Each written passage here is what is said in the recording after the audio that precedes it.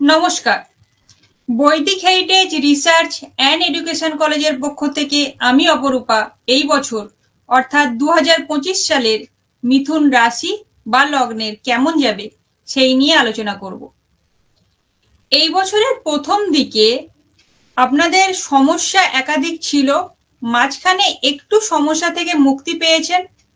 আবার বর্তমানে যখন আমি এই ভিডিওটা করছি তখন অলরেডি আপনারা সমস্যার সম্মুখীন হয়ে আছেন, কিন্তু আগামী 15ই মে 2025-এর পর থেকে আস্তে আস্তে সেই সমস্যা থেকে মুক্তির পথ দেখতে পাবেন এবং সেই মুক্তির পথ অনুগামী হয়ে ভালো সময় আপনাদের আসতে চলেছে।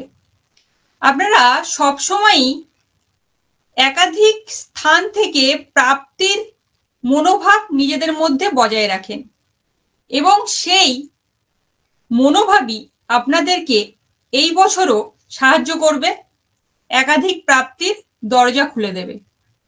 কিন্তু সেই প্রাপ্তি থেকে ঠিক কতটা আপনার মন ভরবে সেটা নির্ভর করছে সম্পূর্ণ আপনার জন্মছক অনুযায়ী। অর্থনৈতিক দিক আপনাদের সবল হলেও রোজগারের একাধিক দিক আপনাদের বাধার সম্মুখীন হতে হবে। হঠাৎ করে কোনো বাধা আসবে, কোনো অর্থ আগমন হচ্ছে এবং সেই টাকা আটকে যাচ্ছে, সমস্যার কোনো কারণ নেই, সেই বাধাও আপনি অতিক্রম করবেন এবং নতুন দিশা পাবেন সাফল্যের মুখ দেখার। সাধারণভাবে আপনারা একজন পরিশ্রমী মানুষ এবং কর্মের মধ্যে দিয়েই আপনারা নিজেদের জীবনকে অতিক্রম করতে পছন্দ করেন এবং সেই পরিশ্রমের আরো একটা দিক আপনাকে এই বছর দেখাতে হবে যে আপনি কতটা পরিশ্রম করে নিজেকে তুলে ধরতে পারেন। কোনো কোনো ক্ষেত্রে বাড়তি প্রাপ্তি হবে, আবার কর্মের ধারাবাহিকতা ধরে রাখতে সমস্যা হবে, কিন্তু সেই সমস্যার মধ্যেও আপনি সাফল্য অবশ্যই পাবেন। তার প্রধান কারণ ঈশ্বরের অসীম কৃপা আপনার উপর বর্তমান থাকবে। আপনারা আপনাদের জীবনের গতিকে দেখলে বুঝতে পারবেন বিরোধিতা আপনাদের সঙ্গেই চলে। এই বছর তুলনামূলকভাবে বিরোধিতা একটু বেশিই হবে। সেই বিরোধিতার জন্য আপনাদের কোনো সমস্যা নেই, কারণ ঈশ্বরের কৃপার জন্য আপনারা সেই বিরোধিতাকে অতিক্রম করে হঠাৎ কিছু প্রাপ্তি আপনারা পাবেন। কিন্তু লক্ষ্য রাখবেন ক্ষতিও কিন্তু সঙ্গে থাকবে। আপনারা সেই লাভ এবং ক্ষতির মধ্যে কোনটা নিজেদের মধ্যে অর্জন করবেন সেটা নির্ভর করছে সম্পূর্ণ আপনার জন্মছক অনুযায়ী। যারা কর্মের সাথে যুক্ত এবং নতুন কিছু কর্ম খুঁজছেন তাদের জন্য কর্ম পরিবর্তন বা নতুন কিছু কর্মের সাথে যুক্ত হওয়ার, নতুন পরিকল্পনা করার সময় এটা। কিন্তু নতুন পরিকল্পনা নেওয়া বা নতুন কর্মের সাথে যুক্ত হওয়ার তুলনায় আমি বলবো পুরানো যদি কোনো কর্ম অসম্পূর্ণ থেকে থাকে সেই কর্ম থেকে আপনাদের প্রাপ্তিটা একটু বেশি হবে। তাই নতুন কর্মের সাথে যুক্ত হবেন বা পুরনো কর্মের সাথে যুক্ত হবেন সেটা সম্পূর্ণ আপনার উপর নির্ভর করছে। নতুন এবং পুরানো কর্ম থেকেই আপনারা উন্নতিটা পাবেন, কারণ এই বছরটা আপনাদের কর্মের ক্ষেত্রে, সাফল্যের ক্ষেত্রে অত্যন্ত ভালো সময়।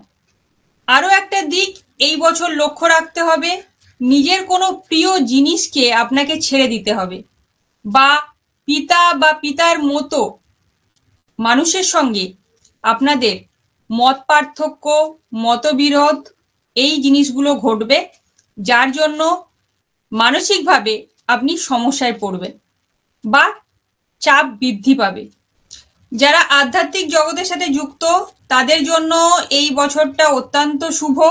আধ্যাত্মিক জগতের মধ্যে নিজেকে আত্মনিয়োগ করতে পারবেন এবং এই বছর যারা মানুষের উপকার করছেন, যদিও মানুষের উপকার করা আপনাদের একটা স্বভাব, আপনারা চান সব সময় মানুষের উপকার করব এবং সেখান থেকে একটা সম্মান আমি পাবো সেটা এক্সপেক্ট করেন, কিন্তু সেখানের ক্ষেত্রে কি হয় এই বছর কিন্তু আপনারা সম্মানটা পাবেন না, ততটা পরিমাণে সম্মান পাবেন না যতটা আপনি আশা করে সেই কর্মের সাথে যুক্ত হচ্ছেন বা মানুষের উপকার করতে যাচ্ছেন বা সেই কর্মে আত্মনিয়োগ করতে যাচ্ছেন।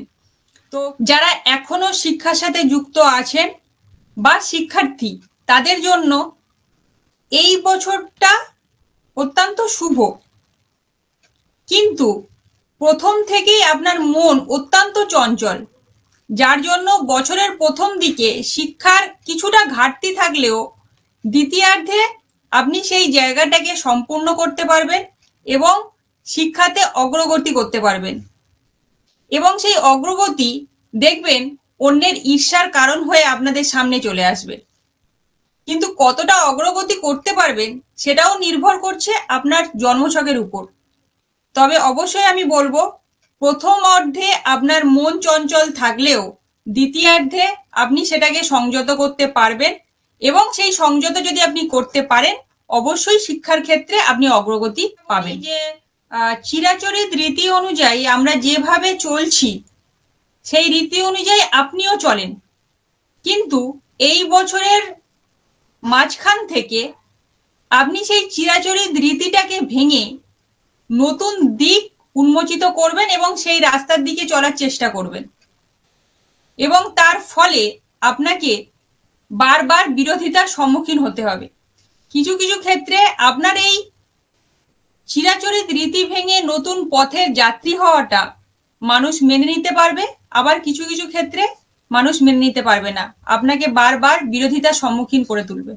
যে কোনো সম্পর্কের ক্ষেত্রে আপনি আপোষ করে চলতে পছন্দ করেন বা সেটিকে বহন করে নিয়ে যাওয়া আপনি পছন্দ করেন।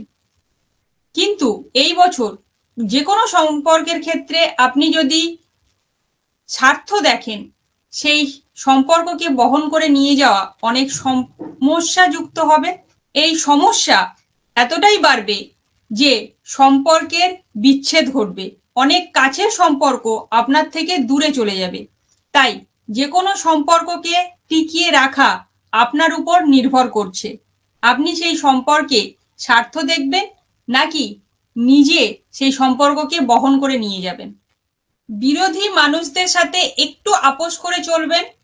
তার প্রধান কারণ, এই বছর যদি বিরোধিতা একটু বৃদ্ধি পায় এবং তারা আপনার ক্ষতি করতে চায়, সেই ক্ষতি যদি তন্ত্র বা মন্ত্রের দ্বারা হয় তাহলে সেই ক্ষতির পরিমাণ একটু বেশি হবে বা আপনি তন্ত্রের দ্বারা ক্ষতিগ্রস্ত হবেন।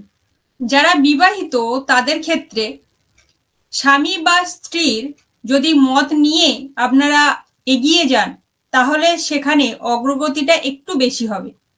এবং যারা বিবাহিত নন, যারা একান্নবর্তী পরিবারে থাকেন বা পারিবারিক মানুষ, তারা যদি পরিবারের মত অনুযায়ী মেনে চলেন তাহলে দেখবেন যে কোনো সমস্যা থেকে বা যে কোনো কর্মে অগ্রগতি একটু বেশিই পাবেন।